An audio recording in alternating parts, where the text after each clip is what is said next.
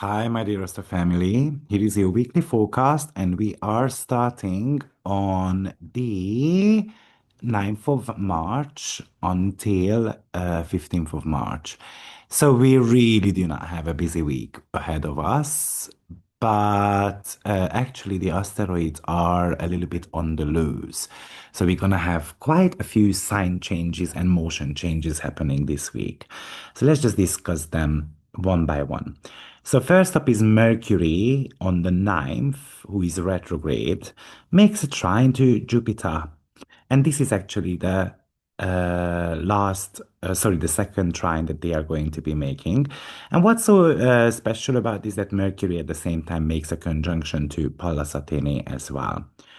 So this is about revisiting the blueprint. Both Mercury and Jupiter are retrograde. So the energy is about not necessarily moving into a new territory, but a territory or a plan that we have kind of come up with previously. We're going to have to rewrite it a little bit. It's about refining a brilliant idea, maybe something that you overlooked before. Maybe it's finding a deeper meaning in something that you have already started. Now, Pallas Athene is there, and Pallas Athene is the asteroid of strategy and pattern recognition. So she's a bit like the bridge here, turning emotional insight into more of an actionable plan. So I think this is an aspect of the bigger picture. While retrogrades often, get a bit of a bad reputations for delays, but this is a trine which could suggest a trine is a 120-degree angle, by the way, which might suggest that the delays are actually giving you the necessary space to spot a pattern or to find that really good strategy that you need to be able to move forward a little bit later on. Mercury in Pisces is more non-linear thinking. It's very intuitive, it's creative downloads. Now, Jupiter in Cancer, it focuses on growth, typically through emotional intelligence, honoring the roots, the foundation. While Pallas Athene is the strategic wisdom and the ability to see the whole rather than just certain parts of it. So, imagine that, this might be about revisiting a marketing strategy or a business plan, maybe from about a good 6 months ago. And you are looking at it with a pair of fresh eyes. That's Paula Satini here. And you suddenly see a flow that is actually an opportunity for something much more profitable. Or, Cancer is about home and family. So maybe there is this long-standing kind of like unsolvable family disagreement or complexities or a complex home renovation project, and then you somehow find the middle ground. That's what Pallas Athene wants us to do. Maybe we stop arguing over the details and finally see actually the emotional need everyone is trying to find. Or Pisces is very creative. So imagine that you are an artist or a writer, and then you kind of go back to a piece of art or piece of work. And then that retrogression is allowing you to tap into that original feeling that you had. And Pallas Athene is going to be helping you to bring the structure into that finished product. Now, this is also about remembering the old days, and then we might be analyzing those old days, and that could become a trap as well. We might be looking at successes and failures of your life, and maybe we do that because we want to come up with a winning formula for the future.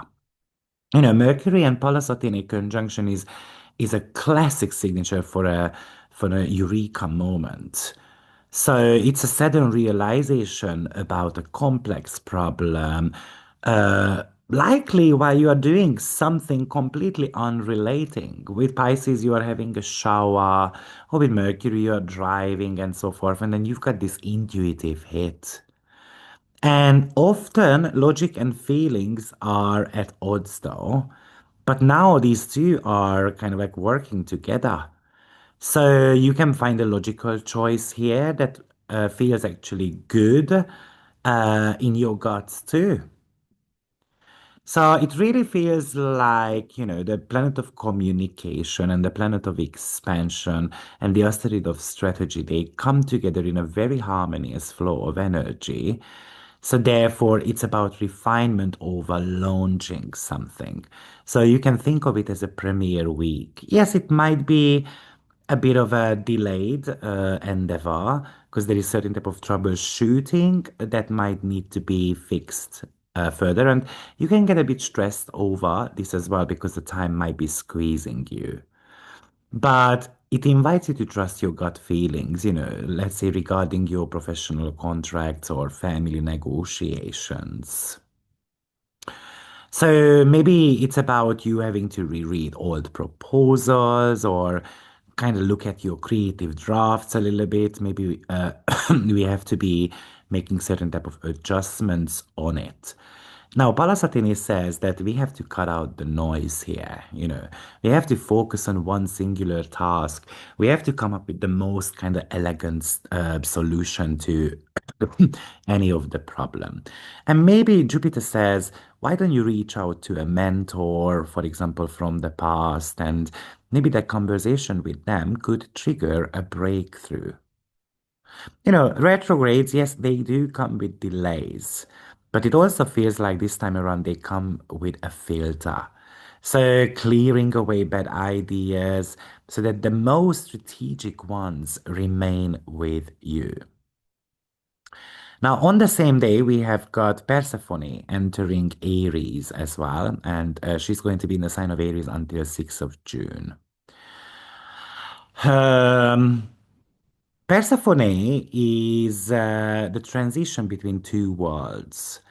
It's a little bit like the movement from the internal hidden realm, where obviously Pisces, she was in Pisces.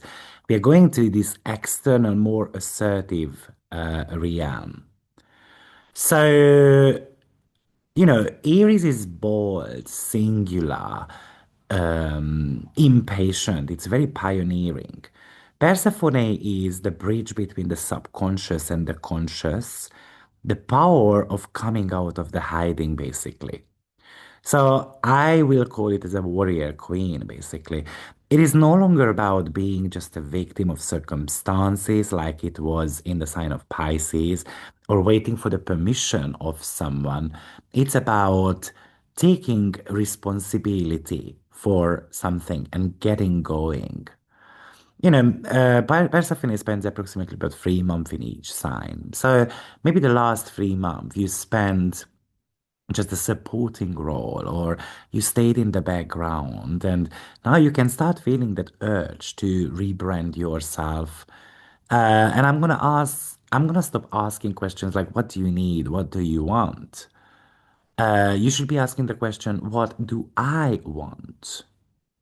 Maybe you have been too nice for too long. Let's say in a specific relationship or in work dynamics. And Persephone in Aries gives you that spine to set a hard boundary with someone. It can be still polite, but it's firm. It's a firm declaration of your independence. And maybe you are ready to launch a solo project.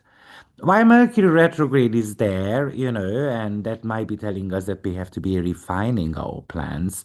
But Persephone might be providing the courage to finally commit to the idea of being the face of something. So with Persephone here, and bringing it together with the Mercury and Jupiter combination also, it really feels like that Mercury Jupiter Pallas is giving you kind of like a map. And Persephone is pretty much ready to read the map. So while Mercury Jupiter is bringing you these old strategies, Persephone is pushing you to use those lessons to assert yourself, but in a brand new way. You can think of it as a comeback as well. I think it's about moving away from people pleasing and more towards a self-directed action. Maybe you have been feeling stuck in a rut or a bit underground, kind of emotionally, maybe a little bit lower, Well, this is about coming back to life. It's about returning to the light. It's the passion within you is returning. And Persephone, if she wants to solve a problem, it kind of decides to strike first. So I'm not gonna let something linger around and bother me. I'm just gonna kind of nip it in the bud. This might be telling us that we have to be claiming our space. You know, um, in the sign of Pisces, you have been waiting for the sign.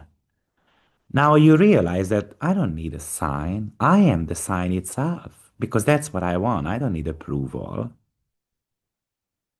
And maybe this is also about a physical reset as well. Aries rules the head and the physical body. So you can do some high intensity physical routine or you can change your physical appearance if you want to. But somehow, um, um, it's very much about being in touch with your own strength. Now, obviously, Persephone is interesting because it's going to make a conjunction to Neptune, then Saturn. So it again reactivates that Saturn Neptune conjunction, which pretty much started last week already. Persephone runs into Neptune first. So that's a visionary test there. Persephone meets the planet of dreams, illusions. So before you can act on your new Aries flair or independence, you need to be 100% sure why you are doing it. And this aspect can feel like a bit of a fog or a moment of doubt. So am I acting out of inspiration or I'm just trying to run away from something that is too difficult? Now, then Persephone runs into Saturn, and this is pretty much let's sign a contract. Or this is let's create that hard boundaries. So Saturn is asking us, okay, so you want to be independent. Like, okay, what's your budget for it? Show me that you are disciplined. Show me that you are in it for the long run. So imagine that you are having these conversations with your boss. I think you're gonna feel this sudden urge to quit something. Maybe it's a toxic social group or a stagnant job, and I go for it alone. Yes, Neptune gives us the doubt, the fog there. So you can spend a few days by feeling lost or wondering if I did the right course of action or shall I do it? And then you might have vivid dreams or because something is trying to break through here. But then you sit down with Saturn, you write a concrete exit strategy, and then you realize that your independence requires it is a treasure, basically. So I'm going to set these boundaries and I'm going to stick to it. There is a cause here because there is Saturn and Neptune involved. It's not just being rebellious. It's about thinking, it's like an audit, thinking through that, is it worth it? Why am I doing this?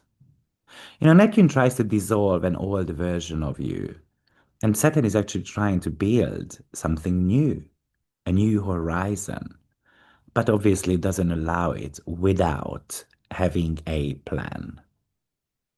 Maybe this is also an invitation that we have to filter out the distractions and the illusions just to be able to find the core objective here. And, while we have got Neptune involved, we always have to see where we are weak or where we easily get confused. There's no point in running from it, but you're going to have to listen to what your intuition is telling you, what your blind spots are. Because all these planetary bodies are coming around to kind of spot or to highlight these for you. And Saturn is a commitment check. So, whether it's a morning routine, a budget, or a professional boundary, obviously the house position is going to describe that to you. But Saturn says it's non-negotiable. We have to be sticking to it. Okay, so that's Persephone. And now let's move on to our next aspect, which is taking place between Venus and Pluto. And that's going to be happening on the 10th of March. So they are forming a sextile here. And I think Pluto is trying to give power to Venus. So Venus in Aries, it's very passionate. It's more direct. She knows what she wants, and then I want it now, and she's not that afraid to go after it. Now, Pluto in Aquarius is transformation through innovation, and the sextile is an opportunity aspect. So it really feels like that. Imagine that you attend a social event. Maybe it's a professional meetup. And instead of just chit-chatting kind of pointlessly, I try to have a very real conversation with someone influential. Or and that's obviously the Aquarius element where we do the networking, and Venus loves the networking. So I initiate these conversations to those powerful figures because I hope there is going to be certain type of benefits coming from it. Now, Venus represents finances as well. So this could be you feeling encouraged to make a bold investment, like a bold move. Something that you might have been considering for a while, but maybe you have been afraid of that. But it also might indicate that you just have a strategy. Like, I'm going to move things around a little bit and just to stay in power. And of course, Venus represents relationships as well. So maybe you guys are ready to tackle a difficult topic in your life, something that we might have been trying to avoid. And maybe that's connected to intimacy or the lack of socialization. And this combination is asking us to be honest, more forward looking, rather than being too dramatic. But it's about us coming out as a stronger team together.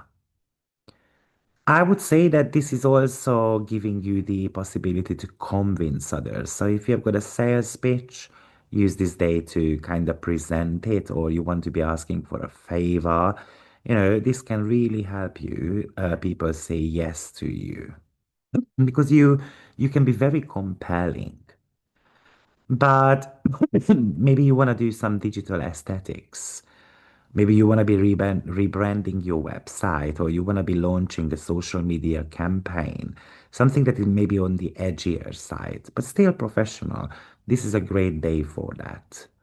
Or maybe it's also great to deep dive into your accounts to kind of figure out what has happened to monies, or to kind of cut out subscriptions or certain type of costs that no longer serve you because you don't need them anymore.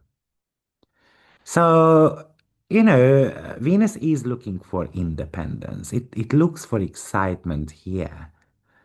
And it might be even certain type of commitments towards the future. But strategic alliances, if you want to reach out with a letter, to someone that you want to make a video with them, this could be a brilliant day for also. But potentially, let's do the financial auditing too, because often we have to be eliminating the leaks, in our budgets. We're going to have to find more innovative ways to secure our values as well as our finances. And this day could be also pretty good for such things as as beautification processes too. Now, let's talk about Vesta. Vesta is going to be entering the sign of Pisces on the 13th of May. Uh, Here you go. And Vesta is the asteroid that represents the internal flame, its focus, It's something that we consider sacred. So obviously leaving that very intellectual. Unfortunately, my internet got cut off, so I'm just gonna repeat so that I don't need to uh, re-record the entire video. So Vesta enter. Oh, and then I have to share the screen as well. So Vesta enters the sign of Pisces on the 13th of May. And it was in the sign of Aquarius for a while, which is very intellectual. It's an air sign, but now it becomes more intuitive. It's going to be, Vesta is going to be here actually until May 13th. So it really feels like, Vesta is about devotion. It's a single-minded focus. It's kind of like keeping the hearth fire burning. So that's where the dedication comes from. So what are we dedicated to? Potentially, it's a work. It's a sacred work that means something to us. It's our vision. This position is not about, productivity that comes from rigid schedules. This is more of like learning to go with the flow, honoring your intuitions. Maybe it's now not that easy for you to work in a very loud or open office. This is more of a quiet zone. Maybe I just want to be at home, working from home with some music on or, specific lighting, incenses, because that's where your best ideas can come forward. Now, maybe if you are in a helping profession like coaching, healthcare, creativity, then maybe this is a renewed sense of mission. And maybe you just stop focusing on the numbers and then you start focusing on the emotional impact that your work can have on others. And maybe this is also about imagine that you have got these kind of like notifications that are draining your internal battery. So you can even go on a digital fast with this, like fasting, or just you set certain type of rules. No, I'm gonna be, watching telly only between 9 to 10 and so forth. So no screens for a little while, because you need certain type of mental clarity. And of course, Mercury retrograde is trying to teach you that too. So this is not a position of to-do lists. It's more of a deep dive. It's very easy to lose track of time while you are focusing on something, especially when you truly love it. This is like devotion to the invisible as well. So it's more about preparation work for something that might we want to kind of come up with later on. Vesting Pisces is a little bit like a quiet prayer as well. So I'm reconnecting with the gods through praying, the stars, and so forth, because I'm devoted to heal. It's like an incubation period where you want to get in touch with your muses. It's like you are marinating a chicken and then you put it in the fridge to soak it up. That's exactly what it feels like for me, especially if you are stuck with a project, for example.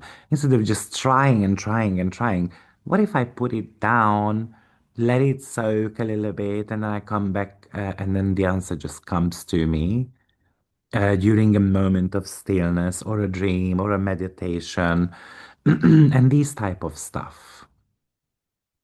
This is about moving away from the social logic to towards more of an improvement of your intuition. It's about making those spiritual connections to some of your daily tasks. Because we cannot get rid of the daily tasks, or not all of them at the same time. Okay, so I would say that you need a focus zone, create a little physical space somewhere where, I don't know, you put certain type of spiritual objects there.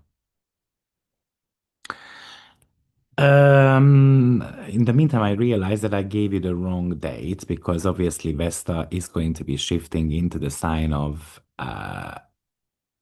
Pisces on the 10th, not on the 13th. Now, on the 11th of March, we do have got Jupiter stationing direct, which I'm gonna make a separate video about because this Jupiter is mega special. So surely I want to be talking about that. And Jupiter stations direct exactly while it's making a trine to Pallas Athene. So it happens at the very same time. So I decided to make a separate video about that. So stay tuned because I'm going to be breaking that down for the 12 signs as well.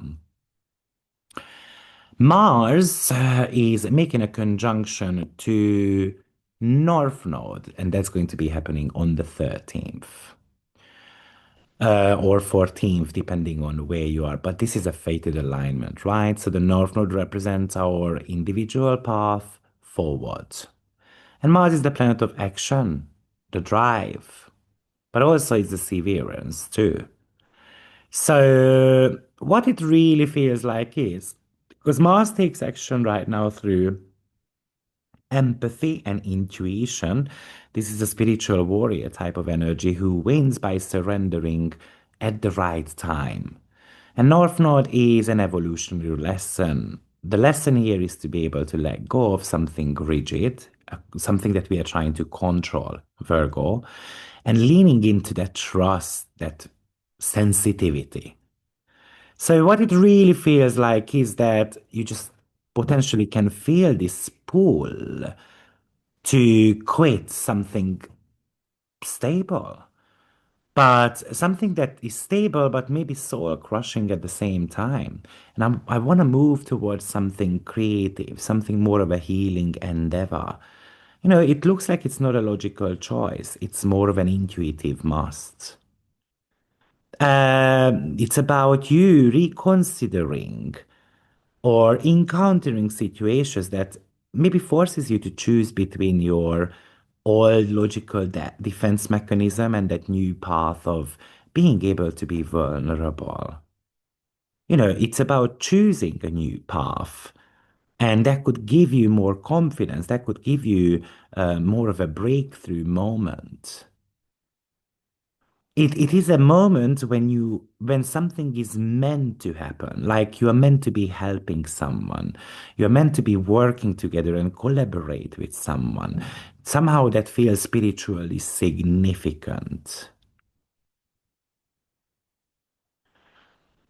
With Mars and North Node, it's about going towards your true calling because Mars's aim is always about achieving something. But maybe this is telling you not to overthink, you know. It's a bit more over feeling, acting on those feelings. It's about inspired action. It's about not acting because I have to. I'm acting because I feel called towards something. You know, maybe Mars is requiring you to cut away a habit, a project, a person, a mindset that more belongs to the South Node, and that's an old pattern there. We have to be able to make room for something new.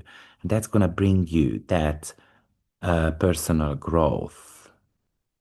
Maybe you have got this courage to go towards something that is unknown or invisible, or you don't understand it yet, but just you go anyway.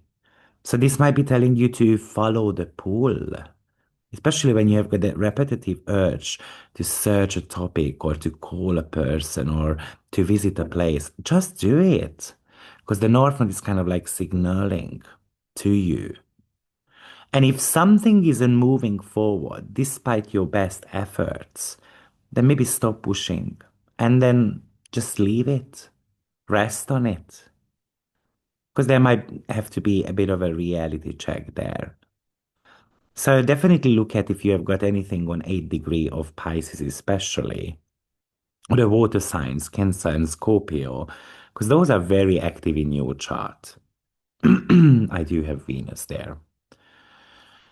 The next stop is 15th of March, 14th of March, depending on where you are. Mercury retrograde and the Mars conjunction. That's on 10 degree. And that's a bit of a boiling point of the week, really. Um, the Mars Northern gave you the vision, right? It gave you a bit of a glimpse into your future. Now, Mars and Mercury is trying to give you the mental spark to kind of advocate for it. So it really feels like, with the planet of action and the mental energy, that those thoughts are coming incredibly fast to us, or we are ready to speak our truth, or we might get a little bit more agitated because why do I have to repeat myself? It can become overwhelming as well. It's about speaking up about something that has been bothering you for weeks or potentially months as well. But you are still looking for the perfect words though, because you want to express a feeling here, something that you have been sitting on for a while. And Mercury is in the sign of Pisces, it doesn't deliver a message with a lot of heat, but Mars is trying to heat that up a little bit. So it becomes slightly bit more intense, slightly bit more intense that you intended.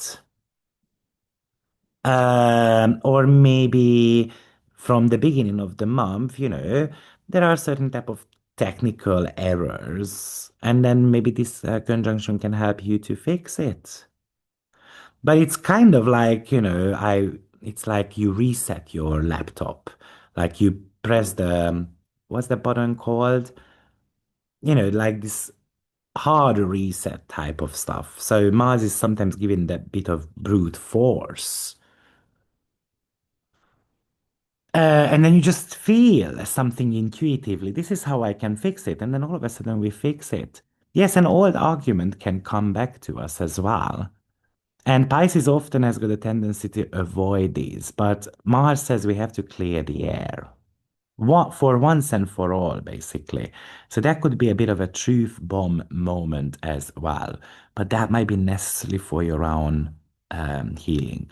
Mercury Mars together is the sharp tongue, and it's easy to snap. Pisces don't necessarily do that. It just walks out of the room kind of quietly and maybe doesn't return. But surely Mars and Mercury, often it's about internal dialogues as well when we are beating ourselves up. But this could be a lot of psychic downloads as well. Imagine that you are doing the meditation, Pisces, and Mars makes these meditations very active. Or brainstorming. It's a brilliant aspect for such thing too, especially when some creativity is involved here. And maybe you want to be able to apologize or to forgive someone as well. And you might need a lot of courage to be able to apologize for something. So that would be the Mars and Mercury conjunction. And the very last aspect is Ceres. Ceres is entering the sign of Taurus, also happens on the 15th. And Ceres will stay here until the 29th of May. Ceres is about nurturing the mother-child bond, or the creator and the creation bond as well, and what we need to feel fed and safe.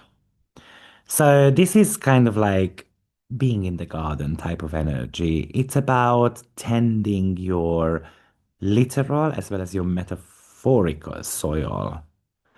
This is about, thinking about the growth. Of course, Taurus is about finances. So with this aspect, you just don't look at the numbers on a screen or on your bank statement. You look at it, how we can grow it. But you also look at it as a security matter as well. You might feel like, yeah, I want to invest into something. For example, maybe a real estate, a gold, and so forth. Why? Because I want to secure my money. Or I'm gonna start a saving account. Why? Because I'm thinking of the future.